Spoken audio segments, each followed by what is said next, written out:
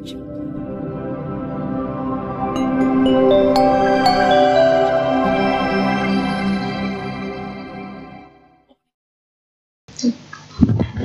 Sang Hyang Adi Budaya. Namo Tassa Bhagavato Arahato Sama Sambuddhassa. Namo Sabbe Bodhisattvaya Mahasattvaya. Puja Rahe Pujayanto Budaya Dia Sawako Papanca Samantikate Tinasoka Paridawe. Mereka yang menghormati Buddha dan siswa-siswanya yang telah terbebas dari noda, maka dia akan terbebas dari kesedihan dan ratap tangis.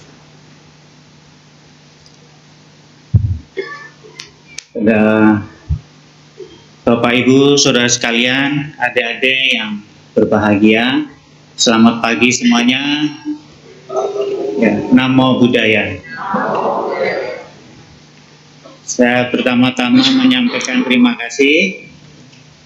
Terima kasih terutama pada Bapak Sarwan, ya, karena beliau ini tidak pernah berhenti, selalu menghubungi saya. Sudah 5 tahun ini saya tidak pernah tampil di sini mengisi kebaktian di Wihara Fluid Dharma Sukha. Ya, berkat beliau saya hadir pada hari ini. Ya, jadi Pak Sarwan ini tidak pernah bosan, ya. Sering komunikasi, sering menghubungi, tapi karena berbagai alasan, terutama kemarin karena corona, saya tidak bisa hadir. Dan hari ini jodoh saya untuk bisa mengisi kebaktian di Wihara Fluid Dharma Sukha, dan tentu untuk saya ini adalah berkah karena bisa berjumpa dengan Bapak Ibu saudara sekalian. Dan topik yang saya pilih, ya, untuk pada kebaktian hari ini yaitu bicara tentang pujian pada Triratna. Memang ini topik khusus saya pilih karena kaitannya dengan promosi lagu, ya, yang judulnya juga sama, judulnya Pujian pada Triratna. Tadi saya pikir itu lagu mau dinyanyikan, ternyata yang dilakukan lagu yang lain yang memang indah, yang judulnya sungguh indah. Dan saya terima kasih sekali untuk adik-adik tadi, anak kecil. Oh ya, ya, ini tadi saya mendengar di ruangan sana suaranya sangat bagus, ya, luar biasa. Tepuk tangan boleh, ya. Ya, ini untuk kehormatan untuk saya. Terutama saya sejak libur panjang tidak bikin lagu, itu ada kerinduan, ya, anak-anak kita bisa menyanyikan lagu-lagu Buddhis, karena anak-anak ini memang tidak sangat dekat dengan nyanyian-nyanyian, ya. Jadi kalau kita kekurangan perbendaharaan lagu, ya anak-anak kita nyanyinya lagu lain gitu. Ini salah kita juga, salah saya, ya. Dan teristimewa karena yang nyanyi ini anak laki-laki. Di Buddhis kita ini penyanyi yang laki-laki itu susah. Kebanyakan yang jago nyanyi, yang suaranya bagus itu wanita. Setiap saya mengadakan lomba dulu, ya, itu pesertanya rata-rata perempuan. Jadi mencari penyanyi laki-laki agak susah, ya. Ini berkah untuk Wihara Fluid Dharma Sukha. Hadir penyanyi laki-laki yang luar biasa, ya. Masih kecil, suaranya bagus, mudah-mudahan nanti gede lebih bagus lagi. Ya, setelah libur panjang, saya seringkali berjumpa umat, ya. Kita kalau keliling Indonesia, ke Lampung, ke Medan, terakhir ke Papua, pertanyaannya selalu ke saya itu, nanti ya ada lagu baru nggak gitu. Saya liputi, ketemu beberapa penyanyi dan pencipta lagu juga sama. Waktu Jokli ketemu saya ditanya, Bante, kok nggak bikin lagu? Saya pensiun. Pencipta lagu kok pensiun? memang ada masa di mana kita ingin mengisi batin ini dengan dharma, karena lagu ini dicipta untuk anak-anak waktu itu, tapi di sisi lain saya sendiri juga butuh diisi. Makanya waktu itu saya sempat ada waktu khusus berlatih meditasi vipassana, karena memang itu sebetulnya yang saya cari, menjadi begitu supaya banyak berlatih dan bisa vipassana. Tetapi anehnya, setelah saya serius meditasi tahun 2005, 2007 sengaja saya ke Myanmar, belajar cukup lama di sana dan saya bahagia. Terus ikut meditasi juga, ikut Ajahn Brahm di Australia, di Perth, ikut retreat Plumfield di Prancis. Tapi setiap pulang ke Indonesia tidak ada yang tanya ke saya, Bante tolong ajari meditasi. Selalu yang ditanya, Bante lagunya mana? Jadi image pencipta lagu ini melekat dan kayaknya nggak boleh lari gitu.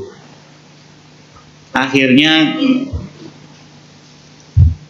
ya ketika ada waktu, ada momen, ya setelah perjalanan spiritual saya ke berbagai tempat, ketemu guru, ketemu orang-orang baik.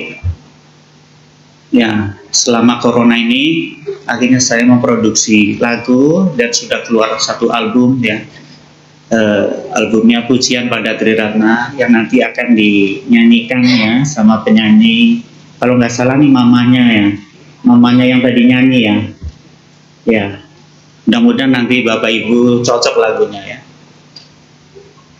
Jadi Bapak Ibu saudara sekalian, saya sengaja bicara tentang pujian pada Triratna karena menurut saya ini sikap hormat ya, semangat menghormati, memiliki batin yang bisa memuji ini jangan sampai hilang, apalagi kepada Triratna.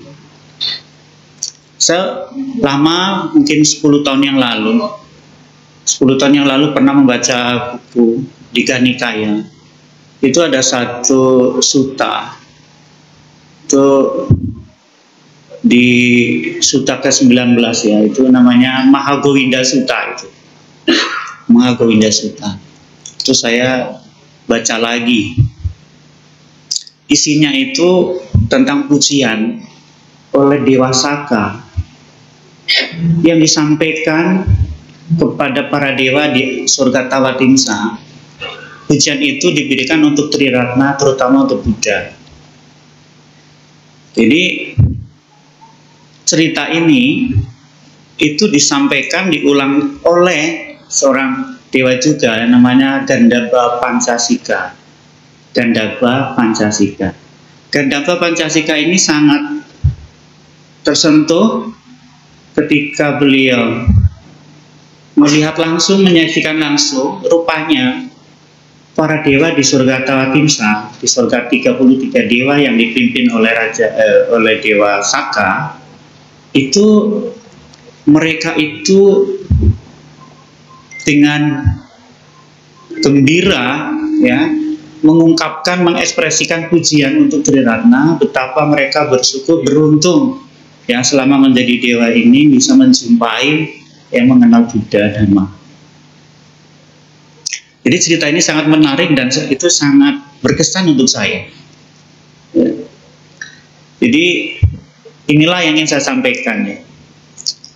Apa itu pujian Bapak Ibu? Pujian itu adalah ya satu ekspresi, satu ungkapan kegembiraan yang disampaikan oleh seseorang, yang disampaikan karena rasa hormat. Jadi ekspresi ungkapan kegembiraan, kebahagiaan yang disampaikan dengan rasa hormat. Memang umumnya pujian itu bentuknya adalah ungkapan kata-kata yang indah, kata-kata kebenaran, ekspresi kebajikan. Tapi pujian itu yang datang dari rasa hormat itu bisa juga bentuknya lain. Bentuknya adalah satu komitmen untuk mempraktekkan ajaran. Jadi kata-kata ungkapan yang baik itu kemudian dilanjutkan dengan praktek nyata di dalam kehidupan sehari-hari ya. Nah, siapa saja yang menyampaikan pujian-pujian ini, Bapak Ibu? Saya pikir waktu itu yang sering melakukan pujian itu ya manusia, ya. Manusia memuji para Buddha, Bodhisattva, memuji Sangha. Ya, saya pikir hanya manusia itu ya. Tapi setelah membaca sutta ini, ya, dan banyak sutta yang lain juga ya, itu ternyata yang mengekspresikan rasa hormat dalam bentuk pujian itu bukan hanya manusia ya, tapi para dewa juga, Brahma juga.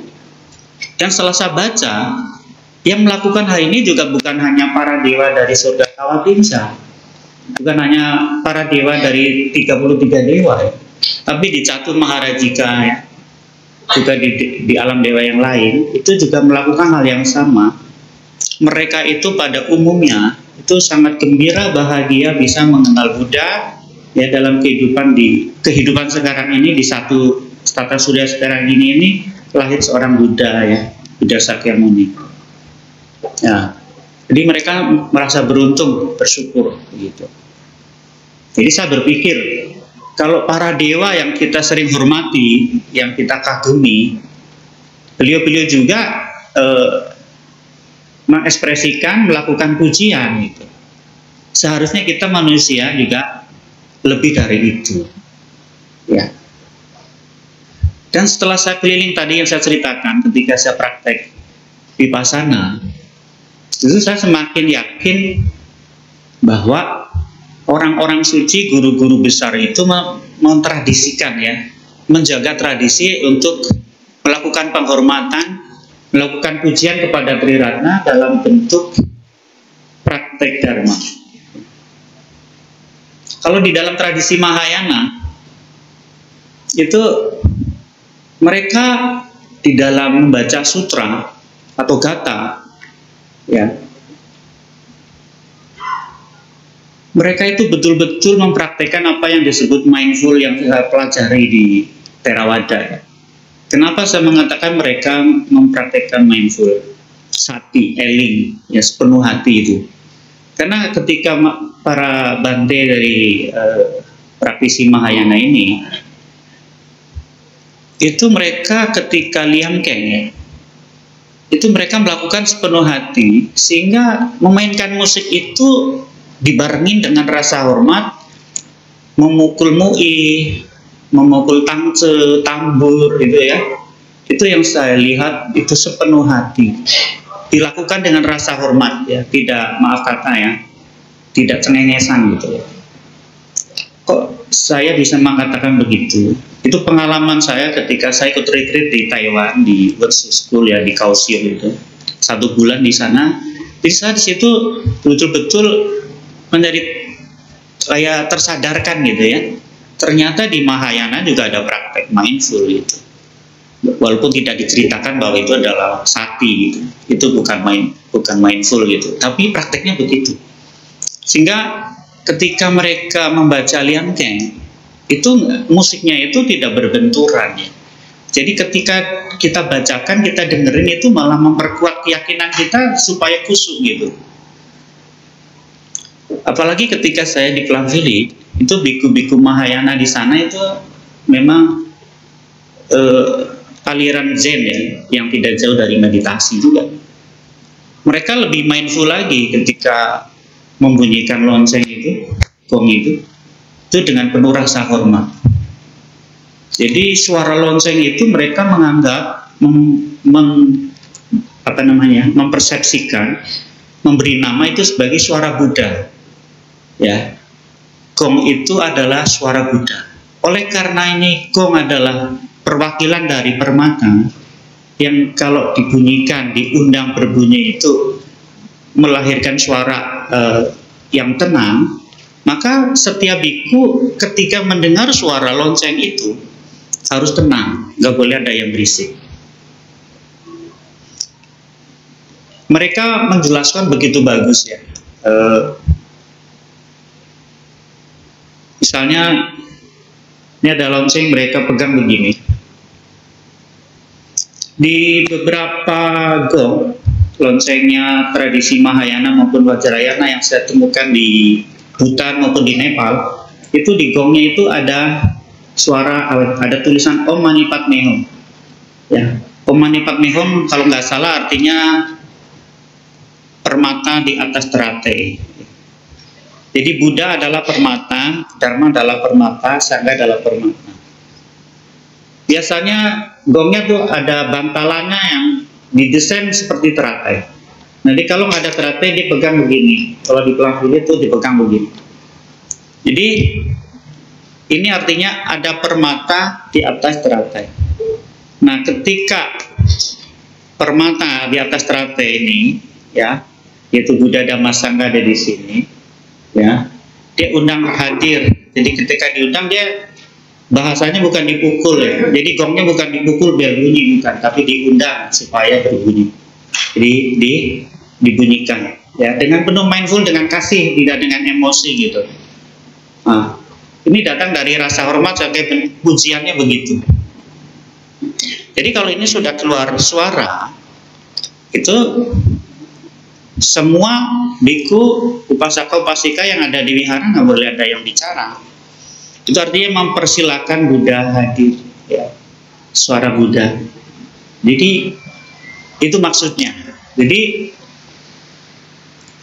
maka tidak heran kalau di sana itu ketika mendengar suara lonceng, suara gong, semua tenang gitu ya. Perhatian, pikiran, suara, telinga kita itu menyatu dengan suara itu, gitu. Itu didengerin dengan rasa hormat, dengan kasih gitu. Jadi kita tidak menganggap itu ya sekedar suara gong gitu, enggak seperti itu. Tapi itu sebagai suara Buddha yang menenangkan. Seperti itu. Kita harus respect itu.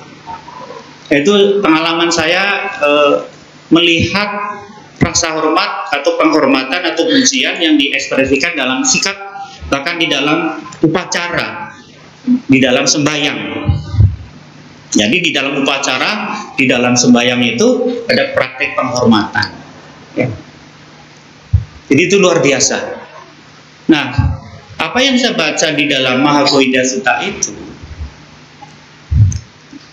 Dewa Saka yang diceritakan oleh Gandhapa Pancasika itu melakukan pujian, ya, dan itu dideklarasikan di depan para dewa yang lain ya di alam surga Tawatimsa. Beliau mengatakan Dewa Saka ini, ya, dia merasa beruntung di dunia ini menemukan guru yang tidak bisa ditemukan di tempat lain. Seorang guru yang Buddha Sakyamuni itu. Mengapa beliau memuji? Pertama, Buddha mengajar Dhamma. Alasan pertama, dasarnya karena untuk kesejahteraan banyak makhluk. Yang kedua, dasarnya untuk kebahagiaan banyak makhluk. Yang ketiga, atas dasar cinta kasih kepada dunia, ya. Dan yang keempat, atas dasar untuk kebahagiaan dan kesejahteraan para dewa dan manusia. Itu yang mendasari Buddha mengajarkan Dhamma. Inilah yang dipuji oleh Dewa Saka. Yang ini nggak ada didapati pada guru-guru lain yang menurut sutta ini Dewa Saka seperti itu. Jadi Dewa Saka ini memahami betul, mengerti betul kualitas daripada Buddha Sakyamuni. Ditambah lagi ketika beliau mendengarkan ajaran, jadi di antara para dewa, salah satu dewa yang pernah belajar dari Buddha ketika ada kebingungan, yang mengkonfirmasi itu Dewa Saka, ya, raja para dewa di alam Tawatimsa.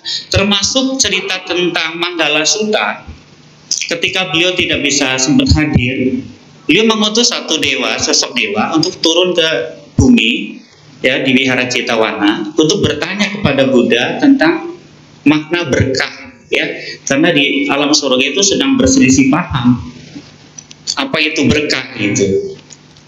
Karena mereka berselisih paham, nggak ada jawaban yang memuaskan, Dewa Saka itu mengutus satu dewa untuk ke bumi tanya kepada Buddha. Jadi rasa hormat Dewa Saka itu luar biasa.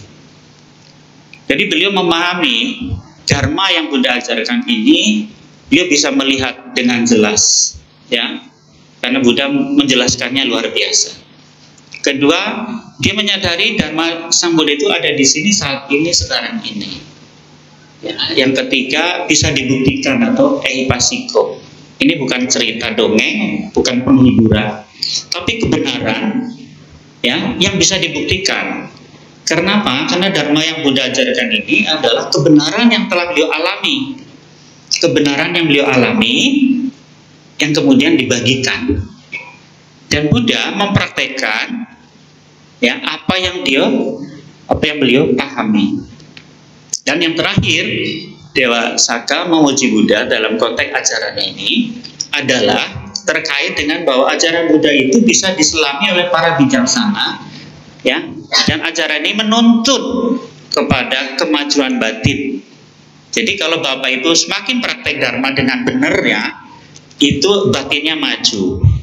Yang dulu gampang khawatir, ya, jadi bisa lebih tenang. Yang dulu gampang takut tua, takut sakit, setelah ngerti Dharma, jadi bisa menerima perubahan bahwa manusia itu bisa sakit, bisa tua, gitu ya. Juga yang dulu mungkin agak terikat sekali dengan materi karena belum tumbuh kebijaksanaan, setelah mengerti bagaimana memanfaatkan materi dengan baik, akhirnya dia bisa melepas dengan bahagia. Dulu bahagianya kalau dapat rezeki aja, tapi setelah mengerti Dharma, ketika melepas dia juga bahagia. Jadi mendapat dengan bahagia, menggunakan dengan bahagia, melepas dengan bahagia. Nah, ini ajaran Buddha itu menuntun ke dalam batin, membawa kemajuan batin. Jadi tidak ada pernah cerita para biku yang mempraktekkan Dharma Sang Buddha ini, mempraktekkan metta, vipassana, akhirnya jadi kejam, jadi suka santet, suka mengkutuk, gitu ya. Kalau umat Buddha pelit-pelit dikutuk supaya kere, gitu ya, nggak ada. Doanya para biku selalu, ya, Bapak Ibu sampai bosan tuh. Abiwadana silesa nicang uda bacaino cataro dhamma wadanti ayuwano sukambala. Doanya selalu begitu. Anda semua yang terlibat kebajikan pada hari ini didoakan semoga ayu, umur panjang, wano cantik, good looking, enak dilihat mukanya, wajahnya, ya. Mau umur berapapun enak dilihat karena banyak berbuat baik. Wano suka, bahagia, balang, kuat, sehat. Jadi doanya para bhante begitu. Jadi para tokoh-tokoh, ya, Buddhis yang mengerti Dharma, mereka akan melakukan itu, dan tidak ada doa-doa agama Buddha itu yang sifatnya untuk mencelakai, ya. Maka dalam Karaniya Metta Sutta itu malah digarisbawahi, ya. Jangan karena marah dan benci mengharap orang lain celaka, nggak boleh. Jadi agama Buddha begitu. Dharma itu menuntun kita untuk menjadi bijaksana. Ini ciri. Inilah yang dipuji oleh Dewa Saka. Beliau tidak pernah menemukan ajaran yang seindah ini. Itu di dalam Gowinda Sutta, nanti Bapak Ibu bisa cek, ya. Ada di dalam Digha Nikaya, ya, di Sutta ke-19. Itu luar biasa. Jadi Dewa Saka itu memuji ajaran Buddha karena ajarannya itu mengundang untuk dibuktikan, karena sifatnya bukan hanya penghiburan, ya. Udahlah, percaya aja sama Sang Buddha sudah terbebas noda, masa kamu nggak percaya? Nah, bukan begitu. Tapi Buddha bilang, mari datang, lihat, buktikan. Benarkah kalau Anda banyak berbuat baik? Benarkah kalau Anda memaafkan? Benarkah kalau Anda rajin? Nasib Anda berubah. Buktiin, gitu ya. Nah, yang dibuktikan itu yang bagus-bagus, Bapak Ibu, ya. Jangan yang jelek-jelek. Karena ajaran Buddha kan 3 itu, ya, intinya, ya. Banyak berbuat baik, tidak berbuat jahat, mensucikan pikiran. Nah, orang suka keliru. Yang dibuktikan keliru. Banyak berbuat jahat, jarang berbuat baik. Jadi yang dibuktikan apa? Nggak boleh membunuh, yang dipraktikan membunuh. Nggak boleh bohong, yang dipraktikin bohong, ya. Bapak Ibu suka tanpa sadar ngajarin anak-anak bohong. Nanti kalau ada itu tetangga cari saya, bilang, ya mama nggak ada. Begitu tetangga datang, tok tok tok, Cari siapa Bapak? Cari mama kamu ada? Kata mama nggak ada. Kenapa kita nasibnya kok berubahnya nggak bagus? Karena yang dipraktikkan keliru. Ya, Anda diajarkan pandai-pandai memanage keuangan penghasilan. Anda sudah bekerja keras, sudah rajin, dapat rezeki, pekerjaannya bagus. Diajarkan memanage keuangan dengan baik. Ya, 50% itu disimpan, ya, dipakai untuk menambah usaha, modal. 50% lagi dibagi-bagi tuh. Ada yang ditabung untuk kebutuhan hari-hari. Ada yang dipakai untuk jaga-jaga kalau ada sakit. Ada lagi yang dipakai untuk dana. Tapi seringkali kalau Anda tidak praktek agama Buddha, penghasilannya sebulan 15 juta, ya 15 juta habis. Ditabung nggak ada, didanain nggak ada. Semua dipakai buat beli HP, ya, ngutang-ngutang dibelain, ya, untuk makan-makan, sosialita. Nah, itulah mengapa nasib Anda menjadi tidak bagus, karena tidak bisa memanage keuangan dengan baik. Nah, jadi Bapak Ibu, ajaran Buddha itu ehipasiko, tapi prakteknya yang baik-baik, yang benar. Itu yang membuat Dewa Saka tertarik dan beliau melakukan pujian. Dan beliau betul-betul sebagai dewa yang berlindung kepada Buddha. Ya. Jadi yang berlindung pada Buddha bukan hanya manusia, tapi juga makhluk-makhluk lain selain manusia. Ya. Nah, jadi praktek kebajikan atau praktek pujian ini juga tidak melulu dalam bentuk, ya, ungkapan-ungkapan yang indah, kata-kata yang indah, ya, tapi juga dalam bentuk praktek-praktek kebajikan yang lain. Jadi Bapak Ibu hari ini membaca parita, ya. Kalau membaca paritanya dengan khusyuk, dengan hikmat, ya, itu Bapak Ibu sudah melakukan pujian pada Triratna. Maka dari awal Anda datang ke sini itu diniatin bahwa Anda hari ini datang itu karena didorong rasa hormat gitu, ya. Anda melakukan pujian. Jadi bukan karena terpaksa. Ada beberapa anak sekolah kewiharaan yang Anda terpaksa. Kenapa? Untuk tanda tangan. Ya nggak apa-apa sih awalnya, ya. Karena kalau nggak datang nanti nilai agamanya nanti 6. Tapi kalau datang nggak datang kan nilainya 9, ya. Ya nggak apa-apa. Tapi nanti dari sana setiap orang yang datang ke wihara itu, yang walaupun berangkatnya awalnya karena sesuatu yang lain, ya ingin nilai, tapi setelah mendapat manfaat dari pergi ke wihara, ya, dia datang karena kesadaran. Awalnya terpaksa, terbiasa. Sudah terbiasa mendapat manfaat, datang dengan sadar, sepenuh hati. Ada satu kisah, ada di dalam Dhammapada, kalau nggak salah itu di cerita 178, ya. Itu seorang saudagar kaya yang bernama Anathapindika. Mungkin Bapak Ibu sudah tidak asing dengan nama ini. Anathapindika ini kan berlindung pada Triratna.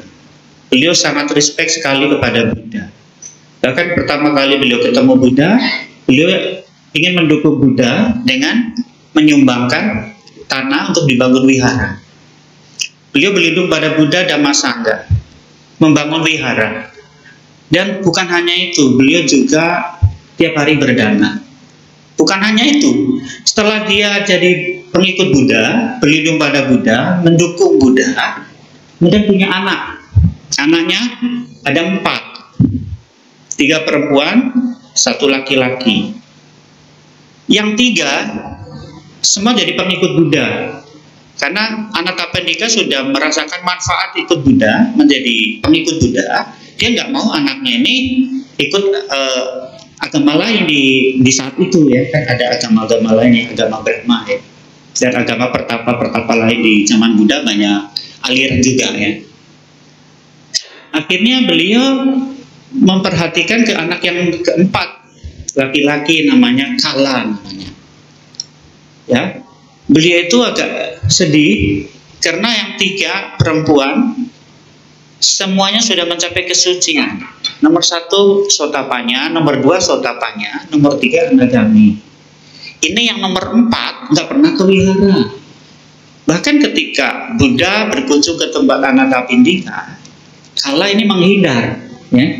Nah, Anathapindika memahami psikologi anaknya nih, yang paling kecil nih, yang laki-laki nih. Ini anak ini masih senang duniawi, ya, masih mengejar harta, belum mau mengejar dharma belum, karena dharma dianggap belum, bukan harta gitu. Dilihat, dia ini anak, bagaimana supaya selain ngejar harta dunia juga mau mencari harta dharma gitu. Maka dipahami psikologinya, nggak dimarah-marah, dibujuk, ya, dipanggil, ya, misalnya kalau bahasa Manado ya sinyo gitu ya, nyo sini nyo, nah, ada apa-apa gitu. Coba lain kali nanti ke Wihara Jetavana ya, kalau mau pergi ke sana pergi aja, nanti papa kasih 1 miliar. Ya, ini kan Anathapindika kan orang kaya, ini karena anak ini kepengen harta, bukan kepengen yang lain-lain. Oke pak, nah, pergi pertama dapat uang. Sinyo, nanti pergi lagi ya, tolong tulis ya 1 kalimat aja ajaran Buddha, yang Buddha ajarkan kamu ingat ya, nanti sampaikan lagi ke papa gitu. Oke, siap papa. Ya, pergi lagi ke wihara suatu hari, dia ingat terus. Tetapi bapak ibu, ketika beliau Kala ini mendengar ajaran Buddha, setelah diingat ya, takut lupa, semakin diingat semakin paham, akhirnya nggak mau pulang, akhirnya bermalam. Setiap Sang Buddha ngajar Dhamma, ini Kala langsung dengerin terus dengan sepenuh hati, sampai akhirnya ada satu titik di mana ketika Buddha ngajar Dhamma, Kala ini memahami ajaran dan mencapai kesucian sotapanya. Akhirnya pikiran untuk dapat uang 1 miliar itu hilang. Dia merasakan ada kebahagiaan yang melebihi dari sekedar dapat uang, adalah terbebas dari kekotoran. Saat itu Kala ini terbebas dari keraguan-raguan terhadap Buddha, terbebas keraguan terhadap Dhamma, terbebas keraguan kepada Sangha. Tidak ada lagi pikiran tahayul, ya, dan tidak ada lagi pikiran salah, ya, di dalam memahami diri. Ini 3 noda hilang. Beliau mencapai sotapanya. Akhirnya beliau merasa bahagia sekali. Ternyata bahagia itu nggak harus punya uang 1 miliar ya, gitu ya. Jadi ada satu pencerahan. Ternyata ketika keraguan-raguan kita hilang, kita tidak lagi takut ini, tidak takut itu. Nah, ini bahagia sekali. Maka ketika pulang paginya, Sang Buddha Pindapata diiringin para bante. Nah, Kala ini mengikuti belakangnya.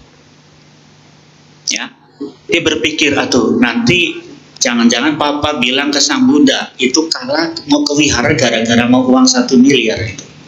Aduh malu saya ini, gitu ya. Tapi rupanya Buddha tidak melakukan itu. Ketika Anathapindika tahu Sang Buddha dan biku-biku datang ke rumah Pindapata, dan dia tahu di belakang ada Kala, dia udah disiapkan uangnya tuh, udah siapkan hadiah. Tapi Sang Buddha memberitahu, ya, Kala sekarang bukan Kala yang dulu. Kala sekarang, ya, sudah menjadi sotapanya. Dia datang ke wihara, dia mendengarkan Dhamma bukan untuk uang. Sekarang dia sudah terbebas dari Buddha, ya. Dan betul memang setelah uang disiapkan, ya, Kala ini tidak lagi mau menerima uang hadiah papa, karena beliau ke wihara, beliau dengerin ceramah bukan karena uang, tapi semata-mata, ya karena untuk harta dharma itu. Jadi Bapak Ibu, Anda bisa meniru Anathapindika ya. Sebagai orang kaya yang sukses, sayang istri, sayang anak, dan sudah tahu agama Buddha itu yang terbaik, itu yang diberikan ke anaknya. Dan pahami ini psikologi anaknya masing-masing. Bapak Ibu harus mengenali anaknya ya. Seringkali orang tua nggak kenalin anaknya, namanya lupa, karakternya kayak apa nggak tahu. Soalnya yang ngasuh pembantunya sama tetangganya, ya. Jadi jangan salahin nanti kalau bapak ibu punya anak nggak pernah dipanggil papa, nggak dipanggil mama, yang dipanggil mbak, suster, gitu ya. Jadi Anda boleh minta tolong pembantu, tapi pengasuhan tetap orang tua nomor satu. Apalagi urusan agama. Jangan anaknya yang ngajarin agamanya pembantunya. Aku lihat di YouTube itu ya, ada pembantu deket banget dengan anak majikan deket sekali sama pembantu. Pembantu untuk ngajarinnya yang bagus-bagus, ya. Maka anaknya itu jadi bagus. Coba kalau pembantunya ngajarinnya nggak benar, ya kan bahaya itu. Nah, Anathapindika ini punya rasa tanggung jawab dan kasih yang besar.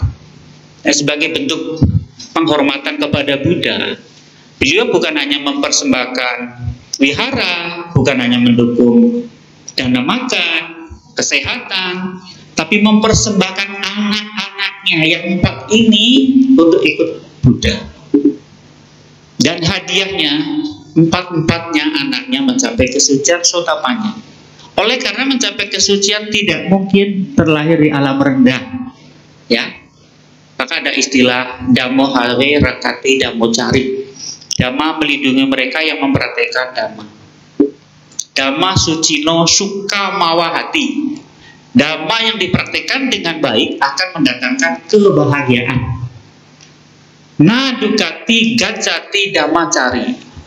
Mereka yang mempraktekkan Dhamma tidak akan lahir di alam menderita. Nah, ini 3 penting Bapak Ibu.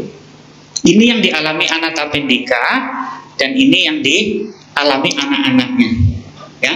Jadi Anathapindika itu sukses secara dunia, sukses sebagai suami sayang istri, sukses sebagai ayah mendidik anak-anaknya, ya, dan sukses sebagai umat Buddha karena beliau mencapai kesucian dan beliau terlahir di alam surga Tusita yang lebih tinggi dari Tawatimsa, ya.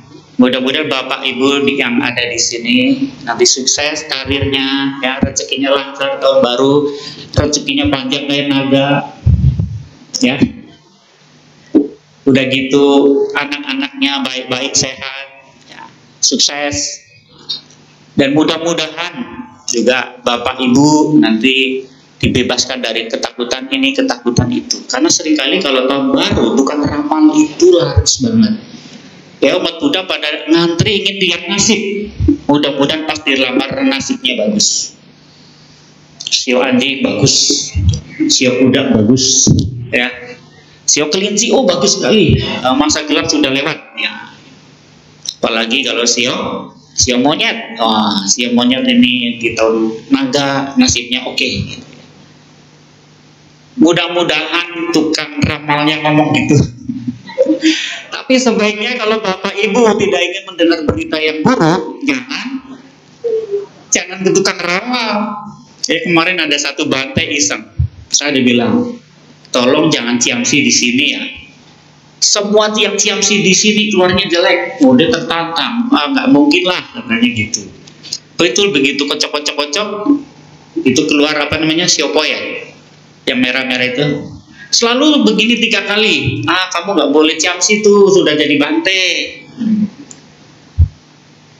Nggak percaya. Akhirnya keempat lidah begini, oh boleh.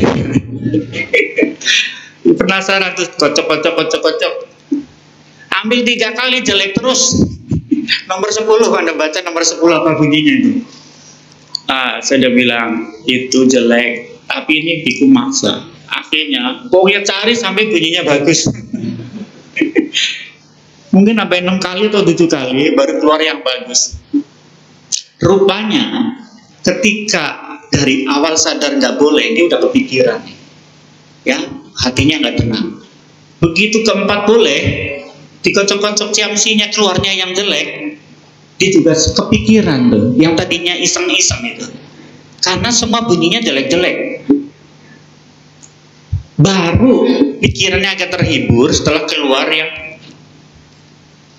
ciamsi ke-7. Itu yang diingat terus. Nah, jadi Bapak Ibu, kalau tidak ingin menciptakan masalah dalam diri Anda, jangan pergi ciamsi, jangan pergi tukang ramal. Sebab kemungkinannya cuma dua. Kalau ramalannya jelek ya bagus. Nah, umumnya orang kalau diramal jelek kepikiran terus, ya, kepikiran terus. Nah, jadi umat Buddha kita ini harus, kalau bisa ya, kita harus tumbuh kebijaksanaan, bertanggung jawab terhadap nasib kita, nggak usah percaya tukang ramal. Ya, mau dilamar bagus kalau bapak ibu nggak kerja ya nggak ada duit. Diramal bagus kalau boros duitnya habis. Ya, diramal bagus, tapi kalau nggak sayang anak nggak sayang istri, ya nanti ada masalah ribut gitu. Nah, kalau terpaksa bapak ibu mau pergi tukang ramal, pergi ciamsi, pastikan Anda siap dengan kemungkinan-kemungkinan yang akan terjadi. Kalau bapak ibu nggak siap dengan hasil ramalan, tidak siap dengan hasil ciamsi, sebaiknya hindari. Ya, karena ciamsi dan ramalan itu khusus untuk 17 tahun ke atas. Ya, Anda yang masih anak-anak nggak boleh. Ya, anak-anak kan senangnya dipuji, ya, nggak mau dicela, maunya dikasih hadiah, nggak mau pernah ngasih dana, ya kan, gitu. Jadi, Bapak Ibu Saudara sekalian, semakin kita mengerti Dharma, seperti Anathapindika, beliau semakin bersyukur, akhirnya beliau meyakini bahwa ajaran Buddha itulah yang terbaik, dan beliau wariskan kepada anak-anaknya. Nah, ini sebagai bentuk penghormatan kepada Buddha, kepada Triratna. Jadi saya perhatikan Bapak Ibu, orang-orang yang punya komitmen untuk mempelajari, meyakini, mempertahankan, dan mempraktikkan, Dhamma betul-betul melindungi mereka. Bahkan di dalam kesulitan. Pada tahun 2004, saya berkunjung menengok almarhum Bante Tita Ketuko di Bali. Beliau sebagai biku senior dan guru meditasi, saya sangat hormat kepada beliau. Beliau seperti orang tua ya. Walaupun saya beda organisasi, tapi beliau terhadap saya itu baik sekali. Ya, seringkali di depan umum beliau itu ngasih muka untuk saya. Ya, walaupun ada orang lain yang berusaha ingin bikin malu saya, Bante ini yang ngasih muka saya. Pas saya itu bersyukur sekali mengenal Bante yang bijaksana ini. Suatu hari Bante oleh karena kecapean, kelelahan membimbing meditasi, ya kurang istirahat, beliau singkat cerita sakit stroke. Pada umumnya orang kaget, kok guru meditasi kok sakit gitu ya. Padahal Buddha sudah kasih tahu bahwa sakit itu milik semua orang. Ya, siapapun yang lahir di dunia ini bisa tua, bisa sakit. Sang Buddha sendiri sakit gitu. Nah, ini yang harus kita pahami gitu.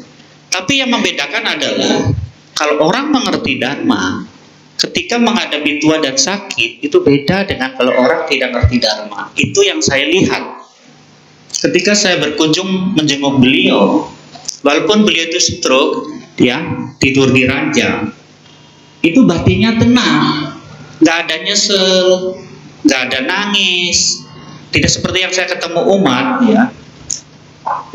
Saya waktu corona kemarin kan kena corona juga, satu kamar ya di rumah sakit Pate Indah Kapuk ya. Itu satu kamar 6 orang. Itu di depan saya persis ya. Itu pokoknya ekspresinya penuh penderitaan, tersiksa sekali, teriak-teriak, bentar-bentar panggil B.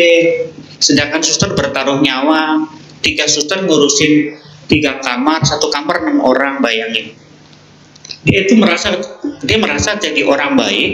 Kenapa saya jadi orang baik harus sakit? Kenapa saya harus corona? Kurang apa saya? Ini ini komplain terus gitu. Nah, beda yang saya lihat dari Bante Tita Ketuko, beliau tidak pernah mengeluh, nggak pernah nyalain siapa-siapa. Beliau tahu betul bahwa jadi manusia bisa sakit, dan beliau menjaga perasaannya, menjaga pikirannya untuk tetap tenang menerima. Bahkan beliau menganjurkan biku-biku muda, selagi ada waktu, selagi sehat, pergilah meditasi. Pergilah meditasi. Melayani umat itu gak ada habisnya. Kamu melayani juga harus dengan hati yang bahagia. Ya, meditasi gitu. Akhirnya saya tahun 2005 pergi meditasi berkat Bante Tita Ketuko. Beliau ngasih nasihat. Ini yang memberi nasihat praktisi yang sudah melewati masa sulit, yang beliau bisa menerima duka itu dengan tenang, dengan bijaksana. Saya langsung berangkat, ya. Begitu tahun 2005 ada kesempatan saya pergi, dan memang alam semesta memberkati Bapak Ibu, ya. Itu yang ngurus, tiba-tiba ada yang ngurus paspor, ada yang beli tiket, semua dilancarkan. Sampai di sana tuh kayak pulang ke rumah gitu. Tempat meditasi saya di Tamia, saya ada punya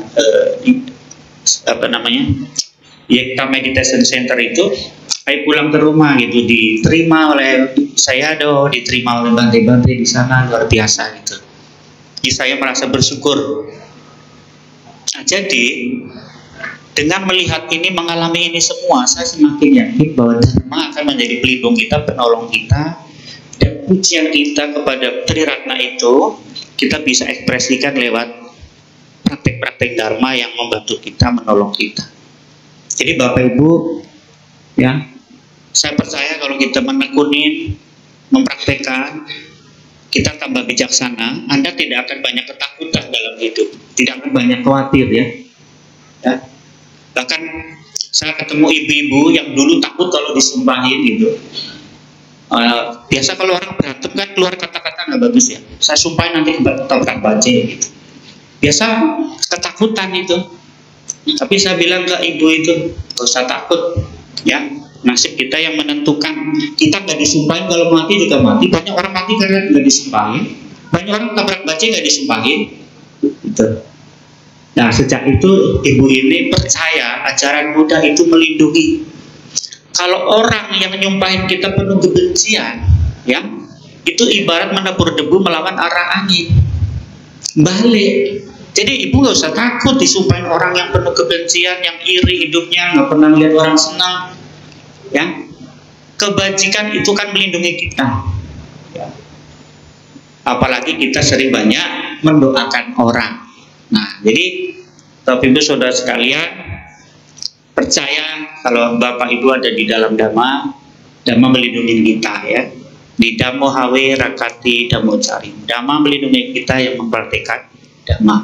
Termasuk Bapak Ibu kalau punya penghormatan kepada Triratna, ya, bisa ungkapkan lewat kata-kata, lewat pujian tulisan, lewat praktek, lewat dana, lewat sila, ya. Saya terinspirasi untuk terus bertahan jadi biku, walaupun berapa kali pernah kepengen lepas jubah, ya. Ini saya jujur aja, pikiran kita ini kan tidak kekal, ya. Kalau kondisi bagus, aman, ya kita bahagia. Kalau kondisi sulit, banyak celaan, banyak kesulitan gini gitu, pikirannya berubah begitu, ya, manusia gitu, ya. Tapi setelah saya baca-baca buku-buku yang bagus dari Pak Bante yang dipersembahkan rasa hormat, ya, bukunya Ajahn Brahm, ya, itu bagus-bagus, ceritanya ringan-ringan tapi menginspirasi. Itu buku Cacing dan Kotorannya, itu isinya cerita-cerita inspiratif. Saya sendiri juga belajar meditasi sama beliau, yaitu saya menolong diri sendiri dengan mendekati orang baik dan membaca buku-buku yang bagus, gitu, ya. Nah, itu buku yang ditulis dengan rasa hormat, dipersembahkan, ya, dengan rasa hormat, itu akan bisa menyentuh banyak orang, bermanfaat. Lagi bukunya Mingyu Rinpoche, ada 2 buku dari beliau saya baca, itu luar biasa. Saya jarang membaca buku dari Bante yang Vajrayana, tapi isinya meditasi. Saya ada kesulitan mempelajari Vajrayana karena ceritanya jarang yang meditasi dan praktek hari-hari gitu. Tapi begitu membaca bukunya Mingyu Rinpoche yang beliau tulis, itu bagus sekali, ya. Anda boleh wajib baca nanti, ya, ketik aja itu, ya, nanti cari itu bukunya bagus sekali. Buku Dhamma juga bukunya Ajahn Mahaboa, Ajahn Man, yang di biografi itu ditulis bagus sekali. Itu juga menginspirasi. Juga buku-buku Ajahn Chah, ya. Buku-buku Ajahn Chah itu buku yang dipersembahkan dengan rasa hormat, diekspresikan, ya, dengan baik. Itu akan menginspirasi, bisa menyentuh banyak orang. Bapak Ibu boleh menulis buku yang bagus, ya. dari sekian juta orang mungkin ya, misalnya kalau di Indonesia ini ada 300 juta, mungkin ada 10.000 orang bisa tersentuh oleh tulisan saudara. Ya, itu sudah luar biasa. Ya. Di Bante Sada juga awalnya mau libur, pensiun bikin lagu, tapi setiap ketemu guru-guru sekolah minggu di sekolah selalu tanya, berarti lagu barunya mana? Karena begitu. Ya.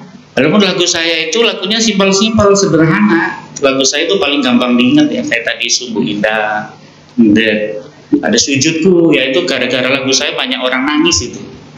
Mungkin Bapak Ibu sering nyanyi ya kalau anaknya merit ya. Terimalah sujudku, oh ayah ibuku, itu lagu saya ya. Tapi saya menyanyi ketika lagi mencipta saja, setelahnya nggak nyanyi lagi. Yang nyanyi silakan pengantin. Ya, dan lagu-lagu yang lain, anak yang baik, gara-gara lagu anak yang baik itu ada orang datang ke saya mau bangun wihara, bangun pagoda, ya, yang wihara yang megah, pagoda yang indah itu baru diresmikan di Tanjung Pinang. Ya. Pagodanya indah, wiharanya megah, bagus ya, banyak itu. Ya, memang lagu saya tidak membuat orang tercerahkan langsung jadi orang suci, tidak ada ya, belum ada yang laporan. Kebanyakan lagu saya itu untuk anak-anak, setidaknya orang tuanya terima kasih, ya, gitu. Jadi jangan salah, saya bikin lagu ini bukan untuk para bante yang ingin mencapai arahat, ya, tapi ini untuk anak-anak yang sebagai pintu dharma. Lewat lagu ini supaya anak-anak kenal dharma yang sederhana begitu, ya. Jadi kalau ada bante menyanyikan lagu saya bukan salah saya, karena dari awal ini niat saya hanya untuk anak-anak. Gitu ya, untuk umat Buddha, daripada umat Buddhanya nyanyi lagu dangdut ya, syairnya nggak jelas ya, lagunya apa itu, lagu dangdutnya lagunya apa, kalau lagunya Roma Irama masih bagus, begadang jangan begadang ya, masih bagus ya. Kalau lagu sekarang ini aneh-aneh nggak jelas gitu. Nah jadi Bapak Ibu, semoga Bapak Ibu bisa memahami apa yang saya sampaikan. Tunjukkan, ekspresikan pujian dan rasa hormat yang Bapak Ibu miliki dalam banyak cara. Ketika sembahyang lakukan dengan hormat. Ketika Anda dapat tugas liangkeng lakukan juga dengan hormat. Ketika Anda menulis buku lakukan tulisan ya dengan rasa hormat. Ya, apapun itu semoga menjadi karya yang mendatangkan kebahagiaan. Terima kasih sudah mendengarkan. Selamat siang. Namo Buddhaya.